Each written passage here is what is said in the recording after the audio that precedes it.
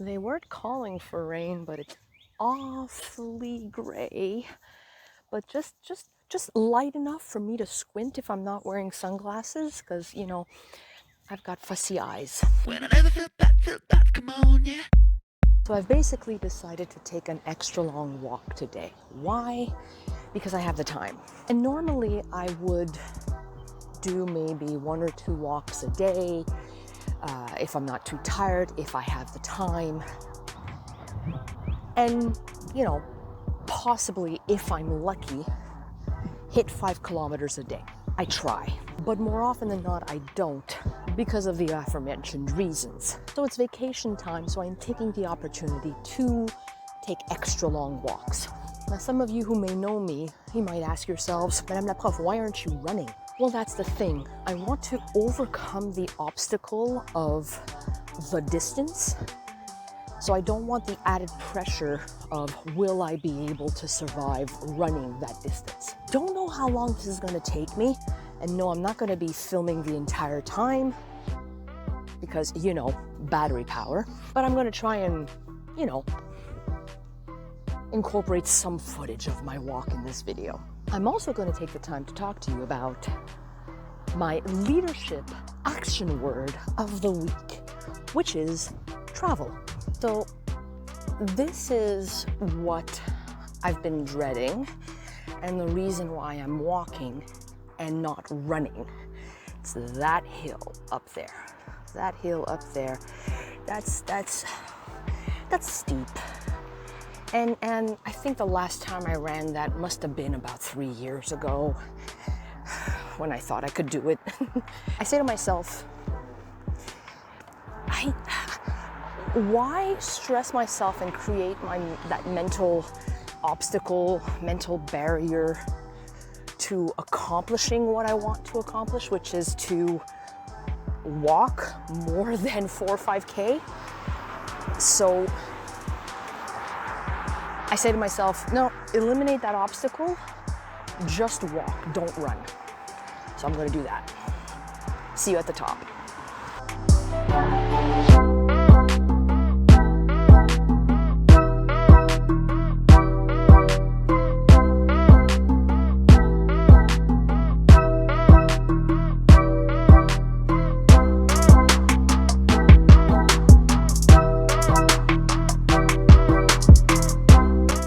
As my first marker.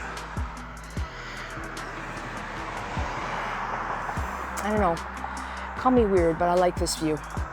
And I'm not quite done because the hill continues after this little bend, and it just keeps on going up. It's a very residential area, and I like that. Yeah, I stopped talking while I was crossing the street just to not make things weird. So, as I was saying, the street behind me, the main thoroughfare there, used to be a relatively quiet street. But then development happened and they opened up the end of this street here to the other main thoroughfare behind me, about 1.5 kilometers that way. And people are bypassing the highway and the other thoroughfares to take this to get to the other side of the island. Which is a good thing when you think about it. There are more options, there's less congestion, but at the same time there's more traffic. So now the rest of this bit is downhill. Yeah, it's downhill, so I'll take the opportunity to talk about travel and why I consider it a leadership action. Now, many people think traveling, especially during vacation time as a teacher, you are either going to the beach, you're going overseas, you're going to waterfront property, you're going to the lake. Well, I don't have a lakefront cottage. Traveling overseas right now is, yeah, you can, but there's still too many restrictions to my liking, and there are too many variant cases that kind of like, there are red flags that are, popping in my head, and that side of me is not interested. And maybe for you don't want to travel for personal reasons or financial reasons. Going overseas might be costly for you. I get it. But traveling does not necessarily mean leaving your country. It doesn't even mean leaving your province. Now, some might argue that traveling within the province of Quebec this year, just like last year, is going to be a bit chaotic because everybody is stuck inside. Everybody's stuck in the province, and they're going to take advantage of what the province has to offer. So there's a lot of people everywhere. You know, that's great. But you can also travel within your own region. I like doing day trips. I like discovering parts of my immediate area that I have never been to, that I have never visited. Like, there's a whole stretch of province past my city, you know, going towards the Ontario border. And there are some cute little places that you can discover. So my point behind this is that traveling does not mean, and don't get any FOMO by watching other people's travel journals and whatnot. Traveling does not mean you need to go far. You can travel within your own area. And that's the other thing. When people are traveling to certain pre-organized destinations, like even going to some places like Greece. I'll take, you know, for example, what I was supposed to do this summer, which was go to Greece. People tend to go to, you know, the major tourist attractions, the main touristy areas, the islands. Please, if you want to hear more German or Swedish than Greek, go to the islands, go to Mykonos, please. I'm not saying don't go visit the main monuments. Don't go visit the Parthenon. That's not what I'm saying. If you've never seen them, go. But if you can, go elsewhere. Visit the little towns. Visit places like Tripoli, Kalamata. Visit the western coast of Greece, which is just as pretty as the eastern coast, but people tend to stay on the eastern coast because the islands. Basically, people like staying within their comfort zone, and I get it. But if you really want to benefit from your traveling, sometimes going outside of your comfort zone is a good thing. And yes, traveling is also synonymous of rest and relaxation. But you can also rest and relax within your area. Traveling does not need to be costly. It doesn't need to be monumentally huge and big. Like when I hear people are spending $10,000, $15,000 on trips, like, but then I know I'm a cheapskate because I think I see the benefit and the advantage of discovering and traveling within your own area and your own space and discovering what your own region has to offer. So traveling, that's my leadership action word of the week. Not quite done with the footage. I'm still going to film a bit more before putting my phone to bed and just listening to music while I walk. So normally, there's so many cars right now, so normally I'd be going that way to go back home.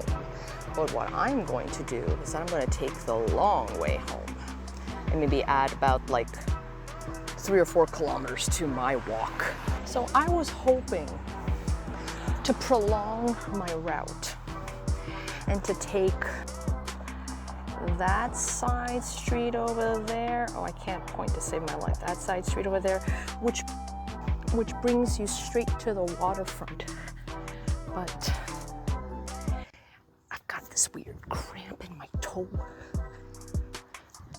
and I really don't want to push it.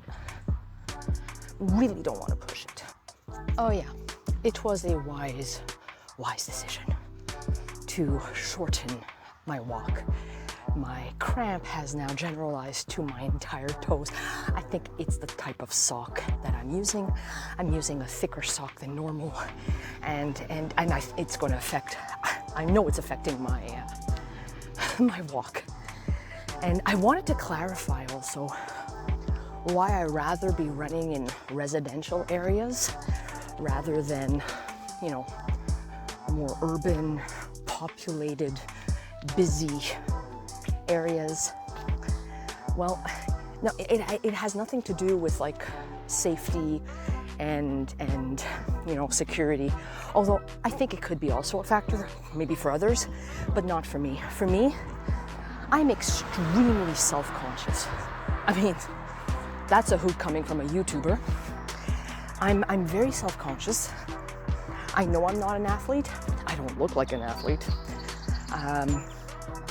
But I'm very self-conscious about certain parts of my body and how they behave when I run and or do any type of physical activity.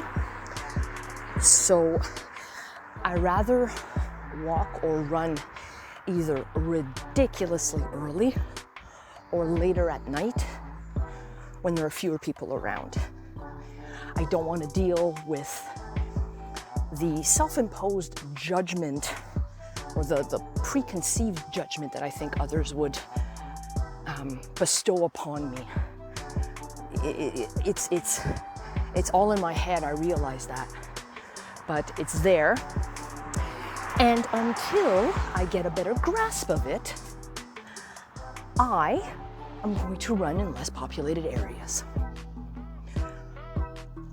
This is the home stretch. This is the last little bit of my walk. Thanks for walking with me. Thanks for watching this video. If you haven't done so, please like and subscribe, especially if you've lasted this long. And yeah, don't forget, traveling does not need to be very far away from home. Just like this walk, you can travel within your own space, your own area, and discover a bunch of things you didn't know about your own neighborhood. And on that lovely note, folks, as I'm enduring the pain of my cramped toes, have yourselves an awesome day. I just got home and Google tells me that I walked 6.78 kilometers. I'm not looking at the time because it took me a bit longer because I often paused and fiddle-faddled with my phone. But 6.7 kilometers, I'm happy. 6.8, let's round it out. 6.8. I mean, while I'm at it, I might just add what's missing and just say 7 kilometers. I did 7 kilometers today.